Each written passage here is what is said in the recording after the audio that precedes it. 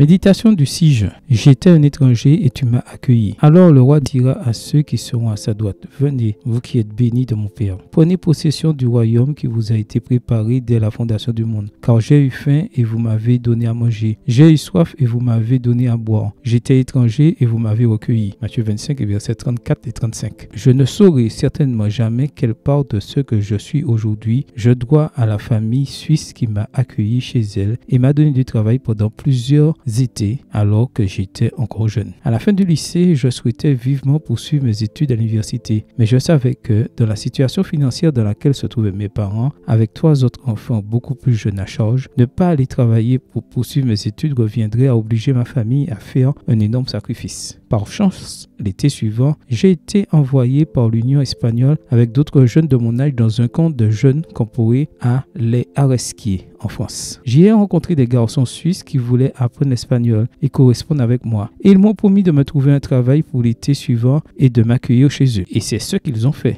Ainsi, l'été suivant, j'ai été adopté par la famille Charens-Peritas à Baudry, Neuchâtel en Suisse. Pendant 5 étés, ils m'ont donné un travail, m'ont logé et m'ont gardé en pension complète. À l'époque, la différence de salaire par rapport à l'Espagne était telle que 3 mois de travail en Suisse me permettaient, avec l'aide complémentaire de notre mini-job pendant l'année académique, de couvrir mes dépenses pour le reste de l'année. En plus de l'expérience d'avoir été un étranger et d'avoir été recueilli et des nombreuses autres leçons de christianisme pratique que j'ai reçues, j'ai appris le français, la langue avec laquelle, sans le savoir, j'allais travailler pendant la plus grande partie de ma vie. C'est ainsi que mon premier emploi à temps plein après l'université a été celui de professeur d'espagnol en France. Ces bons chrétiens m'ont si bien accueilli que je ne me suis jamais senti étranger dans leur pays. Et après plus de 50 ans, je me considère toujours comme faisant partie de cette famille élargie avec laquelle j'entretiens les meilleures relations. Seigneur, toi qui dès ta plus tendre enfance as connu l'exil en terre étrangère, Matthieu 2, les versets 13 à 15, rends-moi sensible à ceux qui, pour une raison ou une autre, se sentent seuls dans mon pays. Rends-moi capable d'accueillir les autres comme j'ai été accueilli en Suisse et comme tu nous accueilles tous. Amen. Bonne journée à vous et que le Seigneur vous bénisse.